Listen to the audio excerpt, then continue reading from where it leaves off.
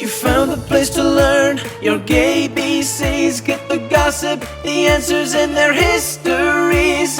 Who did what, why and when? Icons, queens, comedians. It's talking shits or shit scene. All depends on where you're listening. Moisha Lipschitz. Hello, dumplings. It's your world-renowned, glitzy, glamorous, gossipy drag queen, Moisha Lipschitz. I'm here today talking with recently retired, legendary drag queen, and the most sought-after female illusionist in the business, Miss Charlotte, Miss Fire Island, San Francisco Bay Area Design Award winner, MAC Award for Female Impersonation Award winner, first Miss Gay New York City, Miss Say New York America, Florida Entertainer of the Year, Florida Continental Elite, and National Entertainer of the Year. Electra. Hi, Electra. How are you? I'm fine. I'm exhausted after that intro. Oh, I'm sure that isn't even all of them. It's all I just find. You're got quite the mantle, I'm sure, of all your awards. Well, I used to display them all, but then they got there's quite a few, so there's a lot that are tucked away in trunks. No. Tchotchkes are hard to dust too, so I understand. How are waffles in Bosley?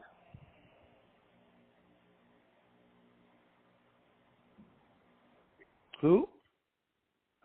Waffles in Bosley, are they your pets? Waffles in Bosley? No, I don't have a Waffles in Bosley.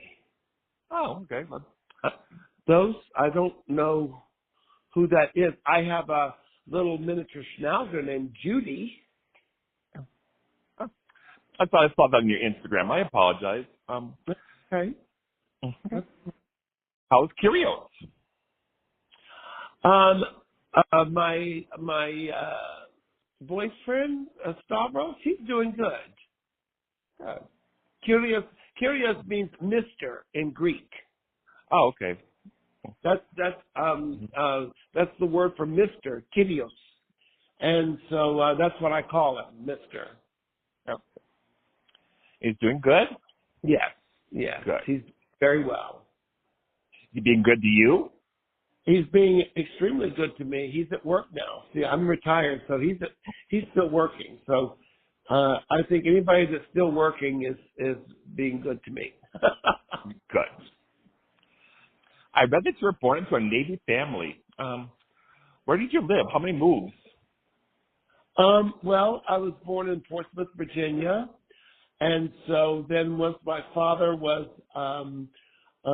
deployed on a ship or whatever you call it, out to sea, then my mother moved herself and me to North Carolina back to their home place.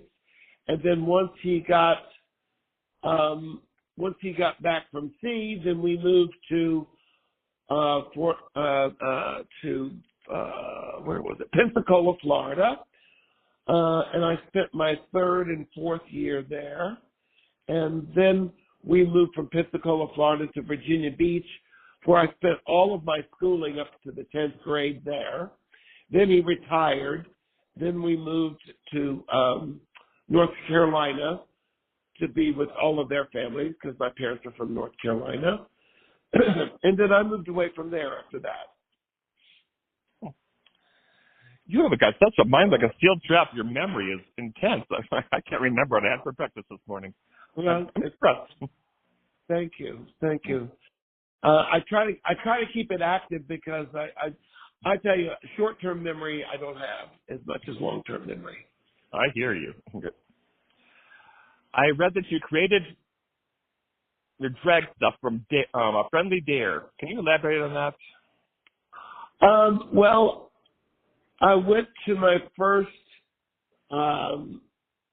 gay bar and drag show back in the late 70s, like 76, 77. I was actually kind of underage at the time. And then my first year of college, because I started school a year early, with everything. So I graduated a year early, and then I went to college a year early. So I was really kind of underage to go into bars, but I did anyway. And I saw my first drag show, and I said, "Oh, anybody could do that." And so my friends all dared me to do it. So that year I got all dressed up as Carmen Miranda, and I won the drag contest. And, girl. And then I said, "Okay, yeah, here I am." I've also read that you have about 35 plus personas, most famously Bette, Judy, Liza, Barbara, Marilyn, Lucy, Betty Davis, Mae West.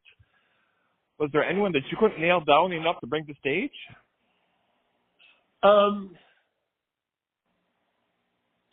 trying to think. There are a couple that were I liked them, but I didn't do them that well.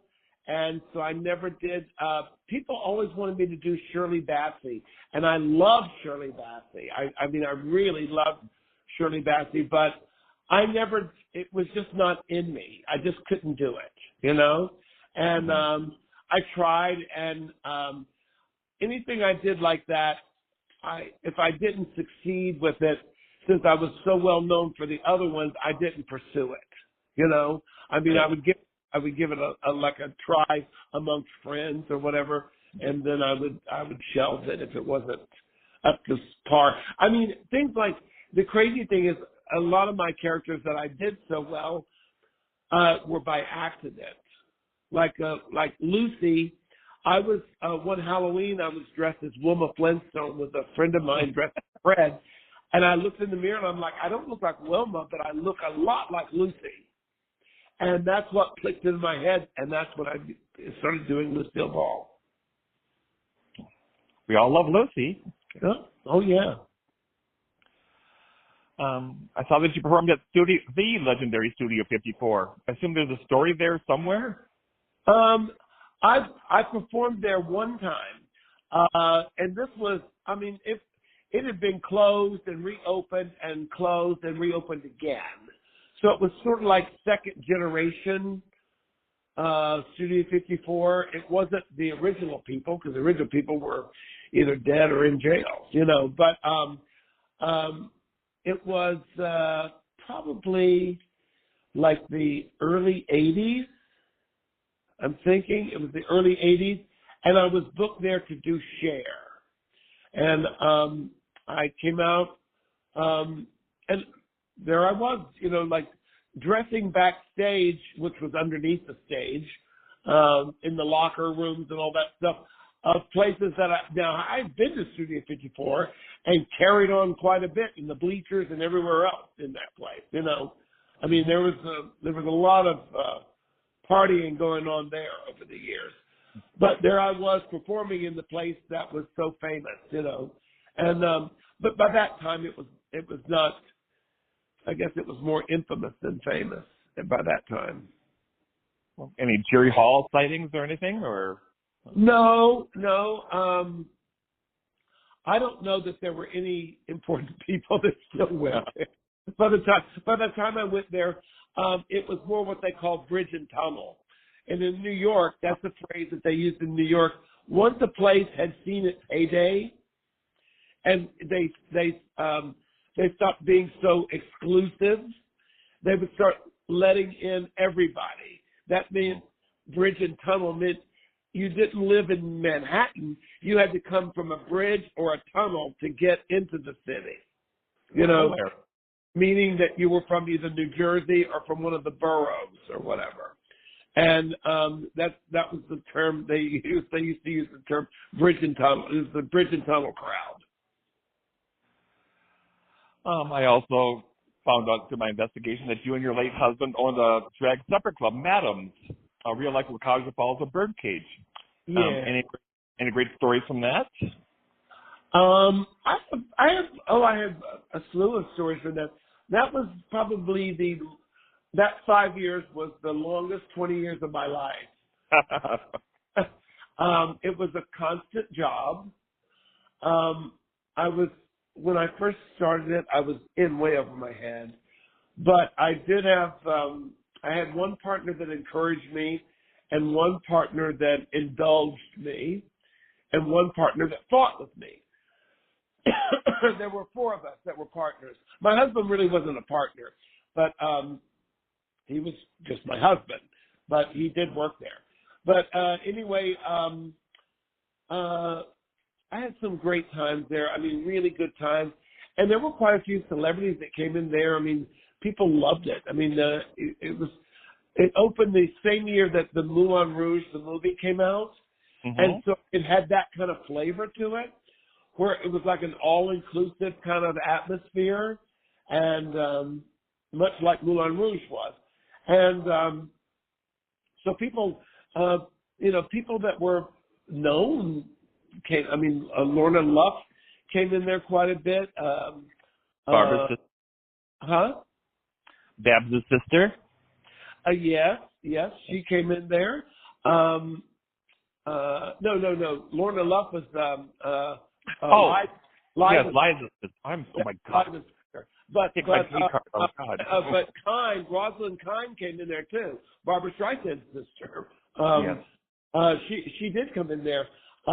Carol Lawrence came. I mean, we had quite a few celebrities that came in there, and they just loved it. You know, it was like a great place for anybody to mix with anybody else. I mean, you know, there'd be leather queens sitting beside of senior citizens, and by the end of it, they'd made their vacation plans together. You know, I mean, it was a fun place. It was a all-inclusive good time, but it was a lot of work. Put it that way. I mean, on any given night, I was in there with duct taping a pipe in the bathroom in a Bob Mackie gown. So, you know, you never knew what was going to go on there. Well, as I mentioned earlier, you retired. You're done. Yeah. You're packing up and moving to Greece. That's exciting. Maybe a little scary. What are your plans for retirement? Just kicking back, relaxing, or? Well, first off, I'm still going to sew a little bit. I mean, I'm taking my sewing studio stuff there to keep me occupied. But mainly, I wanted to retire from performing and all that stuff. I mean, I've been doing it for 48 years. So it was time. I was tired.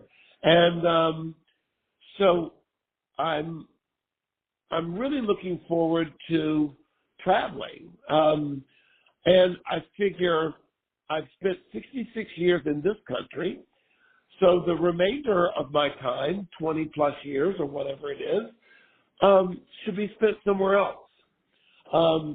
I mean, I've seen pretty much everything there is to see in this country, and nothing against it, but I would much rather, you know, like if I travel 3 hours from here, I end up in Orlando at Disney World, you know. If I travel 3 hours from Greece, I end up in Berlin. Do you know what I'm saying? It's like, it's a whole different thing. So I'm looking forward to all the different cultures, all the different countries, all the different, the travel, the touring that I can do, all in kind of my own backyard. You know, it's, you know, I mean, it's like traveling from state to state. Here I'll be traveling from country to country there. You've earned it. Yeah, sure. In my investigation, I talked to Barla Jean Merman to hit her up for any stories, because I know that I've talked to her in the past. But she's ghosted me. She just had surgery. But she did mention something about an outfit that she made me and her in a fabric store, were her quotes. An outfit she made me and her in a fabric store. That's where the conversation died. Do you know what she might have been talking about? Well, I make her costumes. I do all of her clothes. Okay, all of them. Yeah, I do all of her costumes now. I mean, I've been doing her costumes now for about 5 or 6 years, something like that. We met pre-Provincetown time years ago, and I've done things for her off and on here and there, fixed wigs for her and all kinds of things over the years. But we became close the last, let's say, I would say maybe 8 years now. We became very close, and now since I do all of her costumes,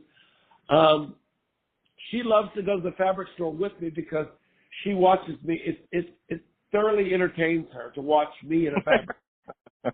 Because I don't stop. I mean, as soon as I hit the door, I hit the door running, and I go from this to this, and we can do this, and we can do this, and this could be this, and and she just watches me in amazement, and she just watches me, and then pulls out her American Express at the end of it, and I race it. I race her American Express, and so we have a good time there. I'm trying to think of what costume she would mean. I mean, I've made her everything from a chicken to a baked potato to to an evening gown to a, you know what I'm saying? It's like I've created copies that kind of a Varla Jean Merman version of what's her name, Taylor Swift costumes from her last concert. She does parodies on everything, and I've made her all of that too.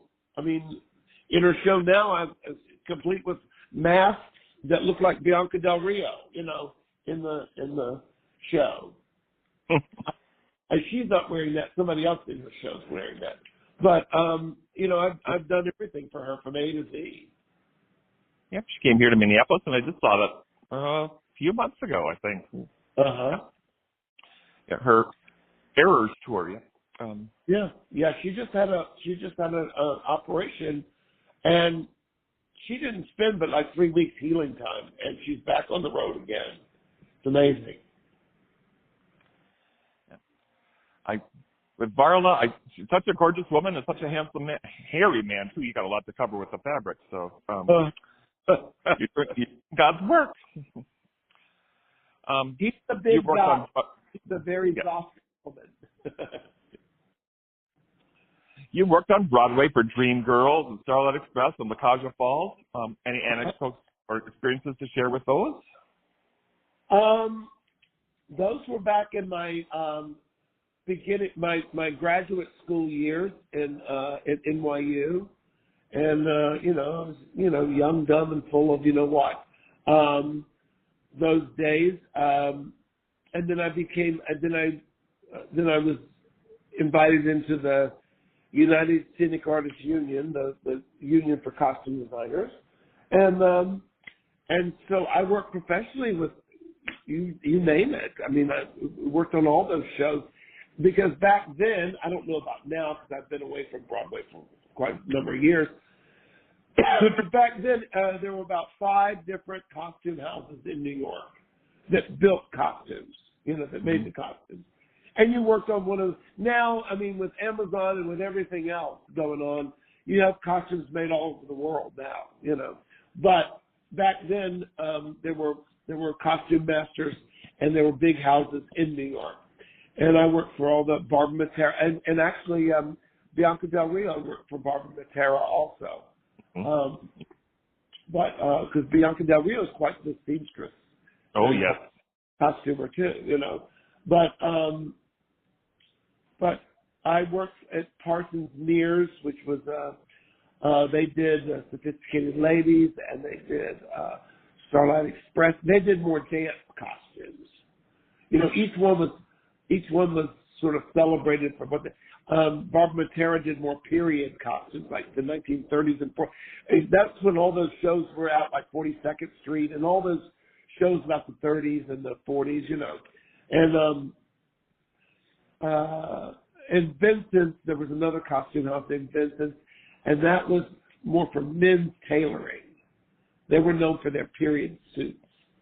And but I learned quite a bit there. I mean, my last big show that I did there, which bombed on Broadway, was called Night of the Iguana, the Tennessee Williams play.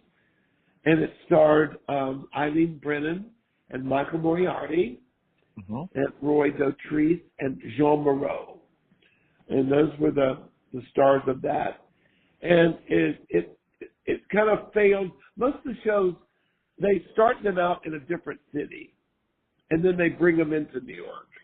You know, they do tryouts with shows. Yeah. In ours, it was trying out in Baltimore. And as I said, it bombed in Baltimore. So it really didn't work in New York. So anyway, pardon my hoarse voice. I'm just getting over a cold. Oh. But, Sorry.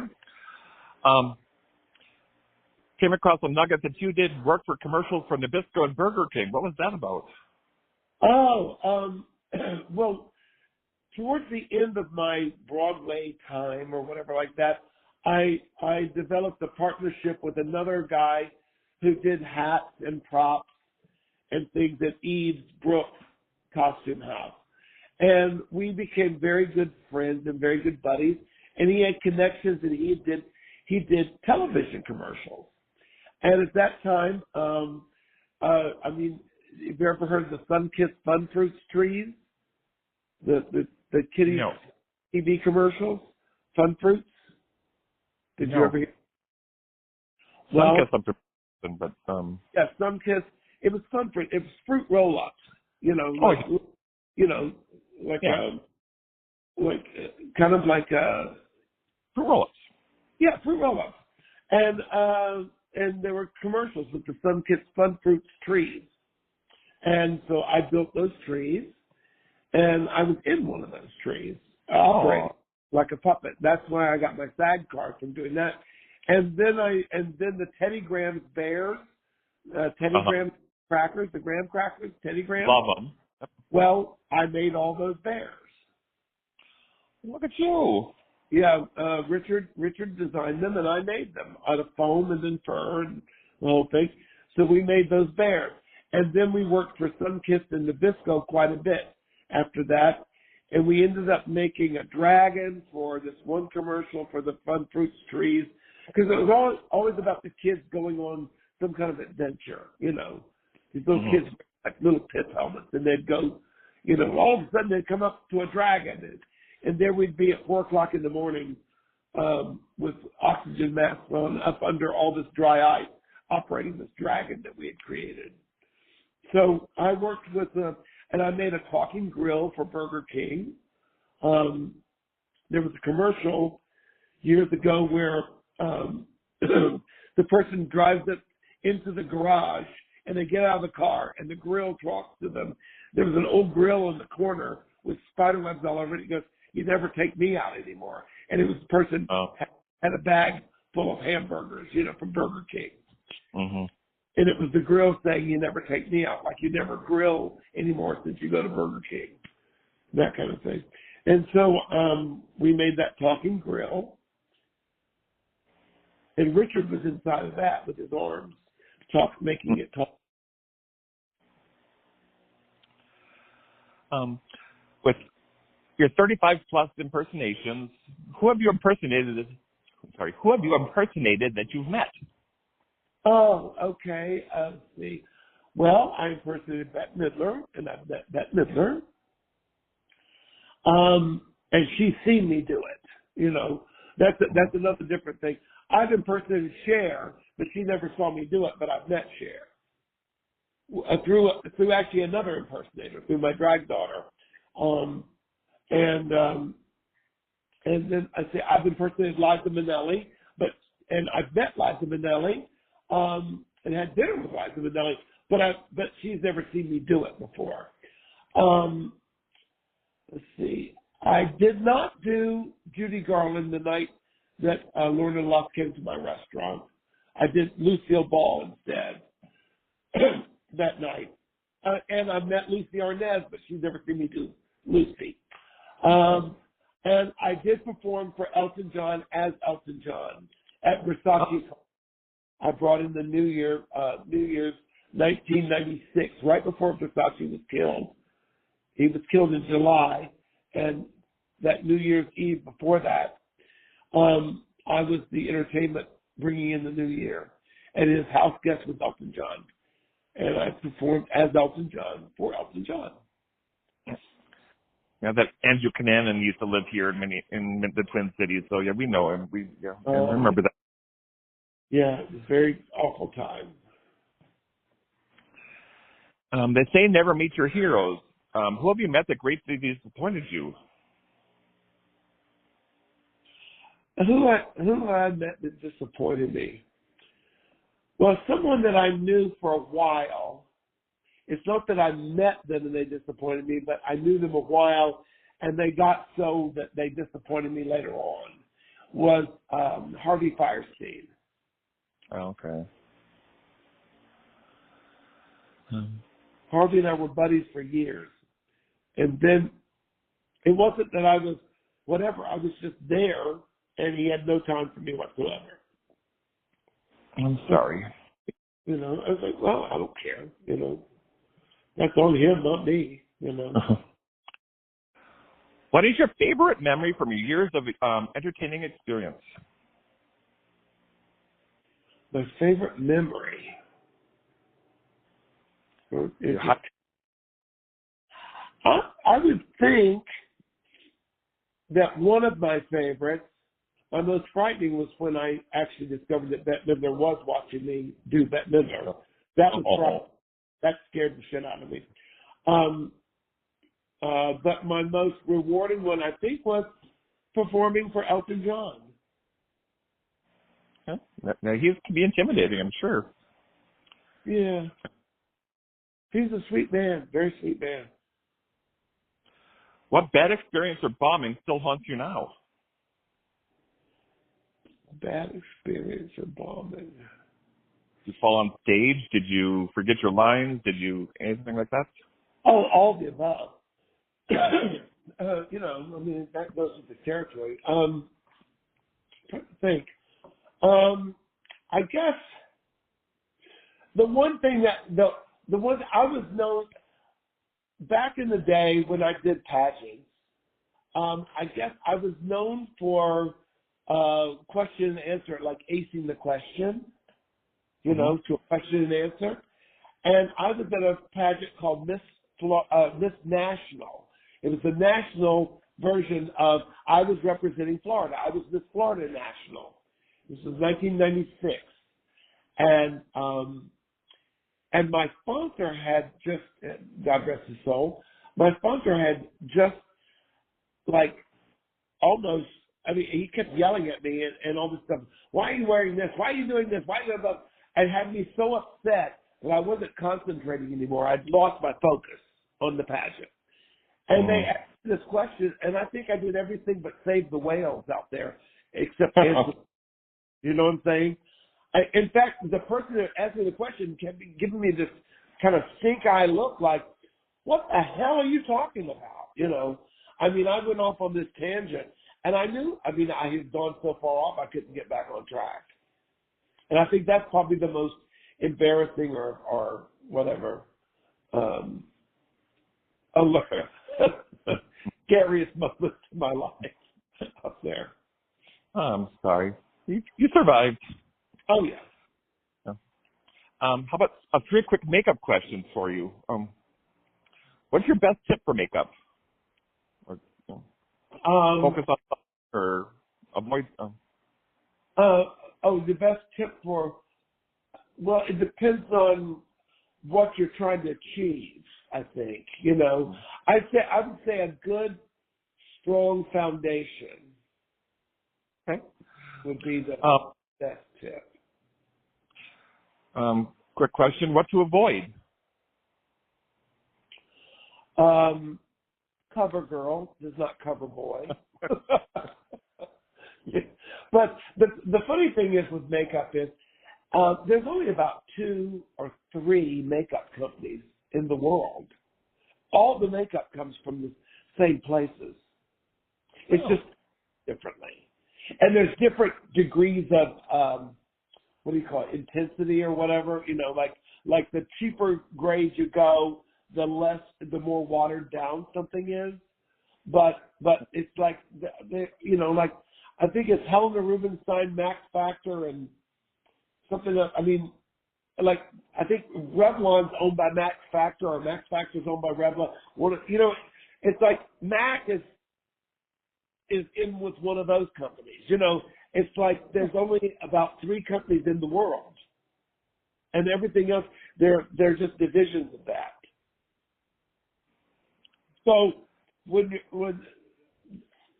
I would say it's not about spending the most or getting the most name brand something. It's whatever works. That's a good one. Good answer. With you. You know, I mean, you can go to Rite Aid or Walgreens or wherever you go, CVS or whatever, and buy just as good of stuff as you can go to Sephora and Mac and whatever and get. And last one of this, best remover to save your skin, or best remover period, or well, people remover. Made fun of me and everything, but I use baby oil. That's good. That's why I went to you. What do you suggest? Baby oil. I use baby oil, and then I wash my face real good after that with it looks like baby shampoo. You like the babies? Okay. Well, if it's good enough for a baby's butt, that's good enough. You know. Well, apparently shit's good enough for a baby's butt too, but. Yeah. Do you mind if I name a few celebrities and you let me know if you have any anecdotes to share? Okay. Samuel L. Jackson. Samuel L. Jackson. Oh my God. I did his makeup on a movie where he was a little extra in, called Johnny Suede. It was an avant-garde indie film starring Brad Pitt. His first starring role in a movie. And Samuel L. Jackson was just an extra in the movie. Yep, I found that in Johnny Suede was Tina Louise and Yep. Brad Pitt. Yep. Tina Louise, Brad Pitt, Catherine Keener was in it. There's quite a few people in it. Any gossip from the thing or the show or stories to tell about it? Brad used to sleep with every intern in town, every girl intern in town. Girls. And he was a kid, you know. I mean, I wasn't much older than a kid. I was right out of graduate school, and he was probably right out of college, maybe, or something, you know, or right around college age. He drank a lot of beer. I remember that. And so, because he'd get up at 5 o'clock in the morning, we'd be in the makeup show. He'd go, "What do you want me to do first?" I said, "Go brush your teeth." And, you know, I mean, that's how we talked to one another. He was a good canasta player, though. We used to play canasta together, he and I. That's something most people don't know, so thank you. Yeah. Trixie Mattel. Trixie Mattel. Oh my God, what can I say about her that she doesn't already talk about herself so much that she's already said over and over again on social and every other kind of media? I think Trixie Mattel is probably the hardest working merchandising person I've ever met in my life. Miss Richfield. Miss Richfield, I love Russ with all my heart. Such a sweet, sweet, kind person. Probably the first person I ever met in Provincetown that became my buddy right off the bat and didn't want something from me, you know? Now, not saying that we don't love gossip, because it's our nature. We do love gossip. But he wasn't there to get gossip on me. He was there to actually become my friend. And Yes. We all love Miss Richfield. It's just south of Minneapolis, so the city where she became a beauty. Oh, yes.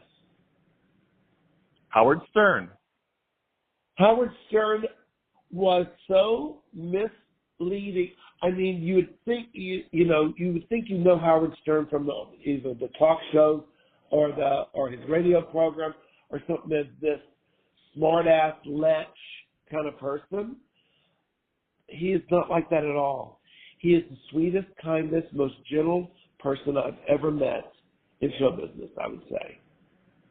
I put him in drag, The very first and probably the only time he ever went in drag, maybe. I don't know if he's been in drag since. And this was like in the 80s.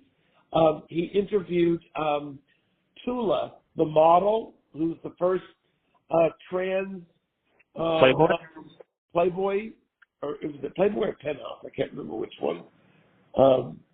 She was a centerfold. Yeah. She First was trans. she was a sex change trans. Yeah. And she was the first one, I guess, to ever reveal herself or whatever. I can't remember whether it was Playboy or Penthouse. Anyway, and he was going to interview her, and he wanted to be in drag. So I put him in drag. At the time, I used to work for Sally Jesse Raphael, and I worked for the Joan Rivers show, and I worked for a lot of them freelancing as makeup artists for the shows, the TV talk show. So I gave him a little bit of everybody. At the time, I gave him a Kathy Lee Gifford hairdo, a Joan Rivers jewelry, an Oprah scarf. That's when Oprah was wearing those big long scarves on one side. Yeah. So, she'd wear those shoulder pads and a scarf hanging off of it. And so he had a little bit, and he had Sally Jesse red glasses on because he's blind as a bat. So he had to have, and for some reason he couldn't wear contact lenses. He had to wear glasses. So they got him a pair of red frame glasses. And so his name was Helen Stern, and he was a TV talk show host, and he interviewed Tula. Now, when he became, on the show, he was his arrogant asshole self, like he is, on television.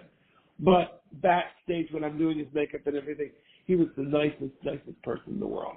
I've got a video of me somewhere around of me on the show in like, it's done in fast time, me making him up, and I'm in drag, making him up in drag. At the beginning of the show, they played it like I was getting him ready, Yes. So, and that's when he had that TV talk show at night. Yeah, I remember that. It was a good show, actually. Yeah. Did you work on Joan Rivers? You said you worked on Joan Rivers' show. Did you work on Joan Rivers herself? No, I never worked on Joan Rivers. When I worked on the talk shows, I usually did the guests, makeup for the guests. And it was always, I was kind of like the king or queen, whatever you want to call it, of disguise makeup. It was back in the time when, like, say, Geraldo, they were putting like a screen up and the person would get behind the screen and tell their story, like a shadow screen, or like on some shows they would wear sunglasses and a big hat to tell their story. They were. I remember the era. Yeah. Whenever people were telling the truth about something and they had to be disguised for some reason. Well, Sally Jesse wanted. I got the job because I did a transvestite wedding on Sally Jesse. She had a wedding where the bride and the groom were both wearing the same wedding dress. And the groom was a cross-dresser. And he was so ugly that they could do something to make him look better. And so one of the interns that worked on the show says, I know somebody that can do that. And, of course, that meant me, And so I went there and I met Sally, and I met the person, and I did their makeup, and Sally couldn't believe it. Oh, my God, it's so beautiful. So I got a job there, freelancing, anytime they needed a disguise. Well, then they did a series of those disguise shows, the things where, like, somebody was raised by a religious cult that their snakes bit out their eyes, and all these kind of different wild. I'm like, where do they get these people? And I had to do their makeup, and basically most of it was me, kind of being, I guess, a psychiatrist at the same time. I was really convincing them that they could tell their story. I was there to make them comfortable enough so that they would open up and tell their true story. I mean, they would even do fake names with them. But halfway in the middle of the interview, they'd be so involved with it, that their own name would slip out, you know. But I would be like, you know, these people, I mean, their family's going to know who they are. But a lot of women have worn my Barbara Streisand, put it that way, over the years. And I made mustaches and beards for the men and all that. But anyway, bottom line is Sally wanted people to look like real people. She didn't want them to hide behind a funny hat and glasses or behind a shadow screen, you know. She wanted to see emotion and a face. So that's what we did. So that's How about Charles Pierce? Huh? How about Charles Pierce? How about Charles Pierce? Charles Pierce was like my drag mother. Charles Pierce seeing Charles Pierce the first time was when I realized that's the kind of impersonator I want to be. He was a comedian. He didn't particularly sing that well, but his characters were so real, and he made all these ladies come to life through his comedy and his humor. And I was always giving him jewelry. Every time I'd see him in town, I'd give him some jewelry. And he was always wearing a piece of my jewelry, and he did a lot of those. Back in the day, they used to do greeting cards with drag queens on them all the time. You know, it was like back in like the 80s, you know, the late 80s. I remember them. And so he'd send me all of his newest cards, but he'd write on top of them, Electra's ring, or, you know. I stopped writing on them because if you want to mail this to somebody, buy your own fucking card. I just sent it to show you. But so he would write all of them, so he'd ruin it so I couldn't reuse them, you know. But he was funny. He was a funny guy. How about Eartha Kitt? Eartha Kitt was probably my first real celebrity. I think I was, let's see, it was 1979, 80. It was in New Jersey. I met her in Asbury Park, New Jersey. I had just finished a year at Rutgers, so it was 1980. And I was getting ready to move to New York, but I had to work a summer job, you know. I mean, I was out of school, and I needed to work a summer job, so I worked at a movie theater. I was an usher at a movie theater in New Jersey, near Princeton, New Jersey. And on the weekends, I would go to Asbury Park to the gay bars there. There was a bar called the Atlantis. And there was a queen there named Ivan the Terrible, God rest his soul.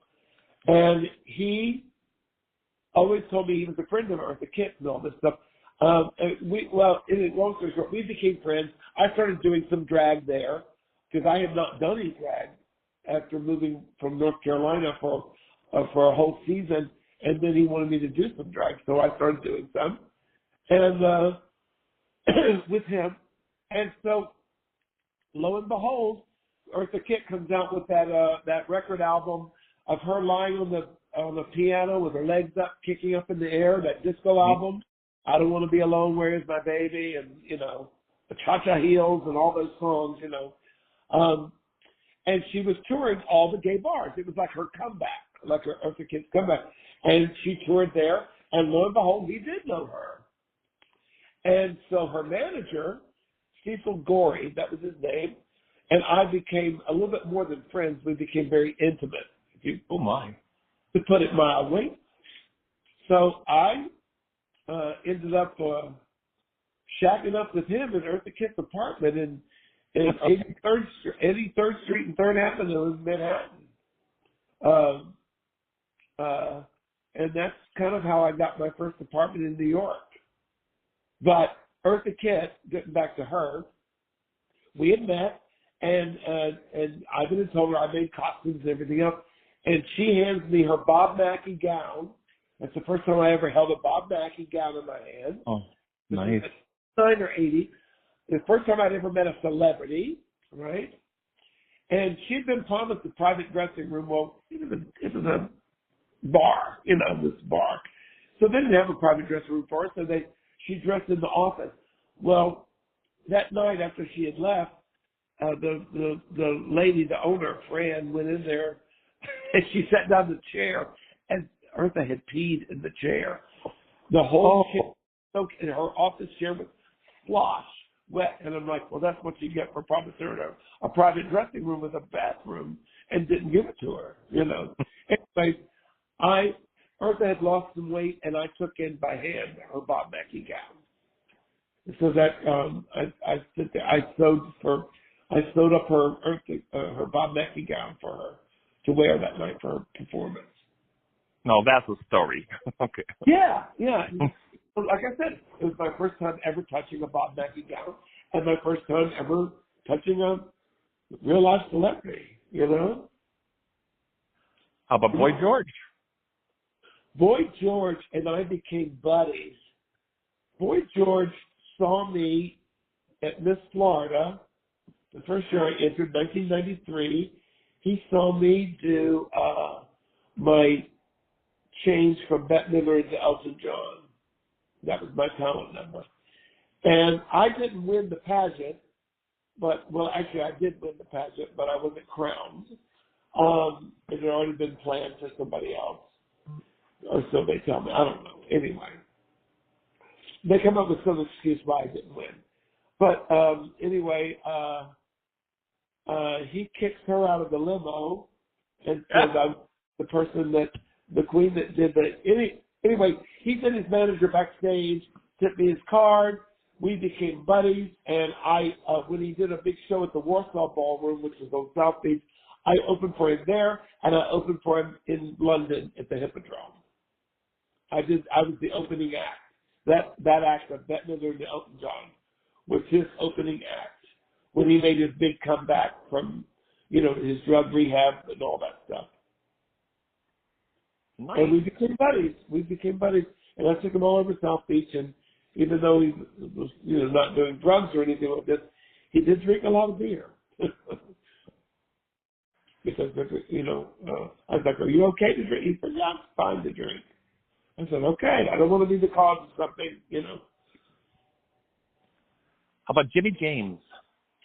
Jimmy James and I were buddies. I used to do costumes for a lot of the queens and ballets in Atlantic City back in the 80s, early 80s, and we became buddies then. And, Southern queens kind of know each other, a little bit. Even if we don't know each other, we kind of know each other.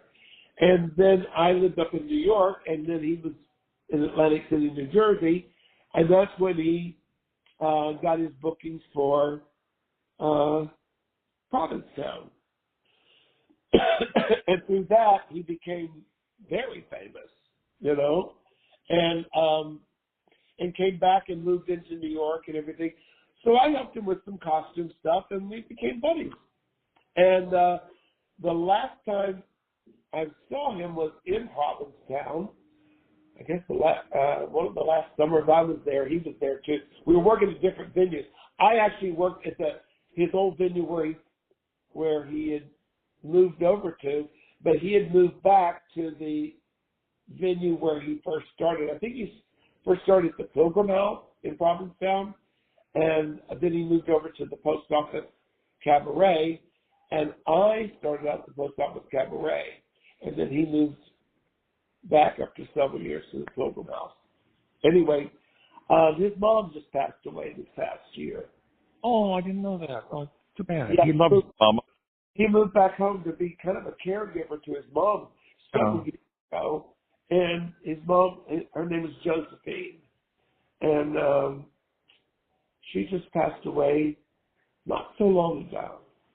Maybe within a year, something like that. And last one, Leslie Jordan. Leslie Jordan. I love Leslie Jordan. Leslie Jordan was a hoot. I had met him years ago through Varla. Varla and he performed on Broadway together, an off-Broadway show together. Yeah. And I just adored him. Well, anyway, my first summer in Provincetown was 2013 or 12 or 13. 12. No, 2013 was my first summer. And he was doing a show at the Crown and Anchor, and I was doing my show at the post office where I was talking to you about.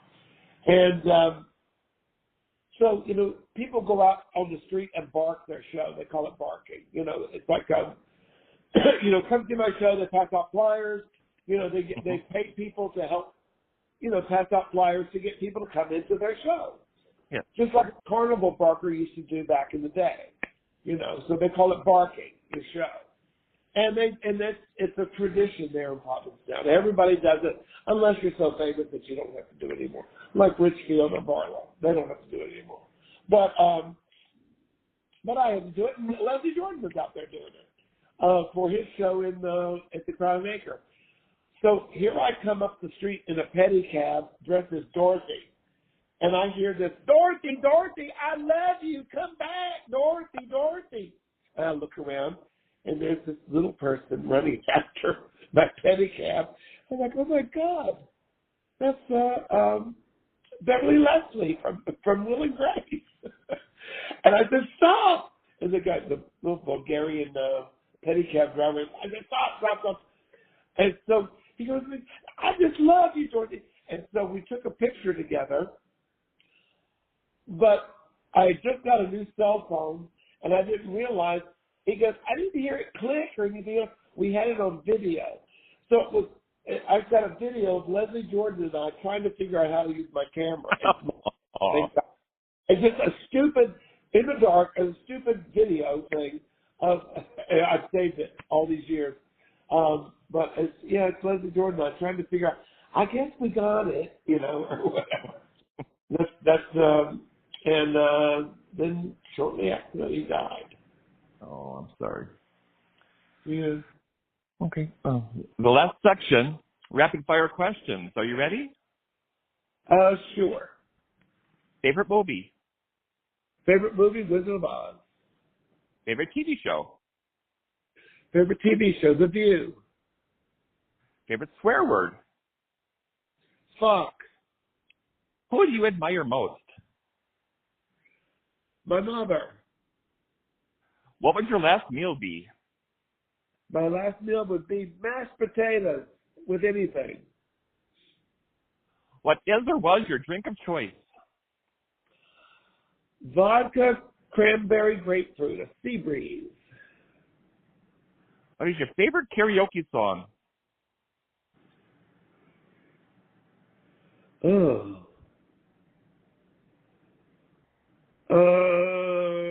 Time Warp. Who is your bad influence be that you would wind up in jail? My bad influence? Your bad influence person. Friend. Well, back in the day, it's my dear departed friend Patty Cakes. Okay. Who would help you bury a body? Probably Nikki Adams. Last one. Who is your favorite interviewer? You, of course, darling. Well, thank you. I think that's a great place to wrap things up. Please enjoy your retirement. Enjoy Greece. Thank you very much. Goodness. Thank you. My pleasure. Thank you. Have a good day. Bye. Bye-bye.